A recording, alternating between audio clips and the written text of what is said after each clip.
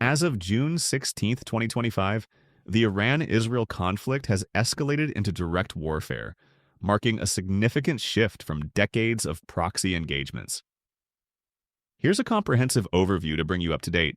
Tensions between Iran and Israel have simmered for decades, primarily through indirect confrontations involving proxy groups. However, the situation intensified dramatically following Hamas's attack on Israel in October 2023, which Iran supported.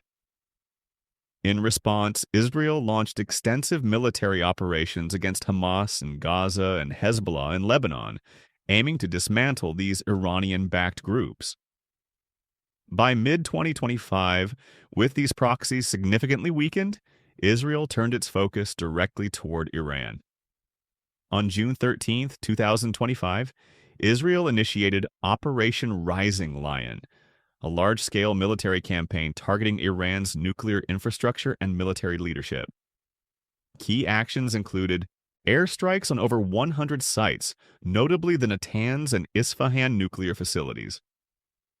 Assassination of high-ranking Iranian military officials, including IRGZ Commander Hossein Salami and Armed Forces Chief of Staff Mohammad Bagheri.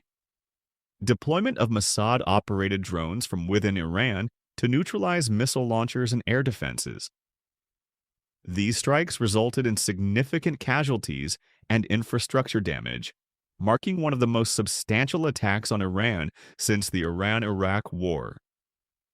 In response, Iran launched Operation True Promise 3, involving firing over 150 ballistic missiles and deploying more than 100 drones targeting Israeli cities, including Tel Aviv and Haifa. Utilization of the new Hajj Qassam guided ballistic missile, named after the late General Qassem Soleimani, resulting in the deaths of at least 21 Israelis and injuries to nearly 500 others. Despite Israel's advanced missile defense systems intercepting many threats, some missiles penetrated defenses, causing civilian casualties. The conflict has led to significant civilian displacement and casualties.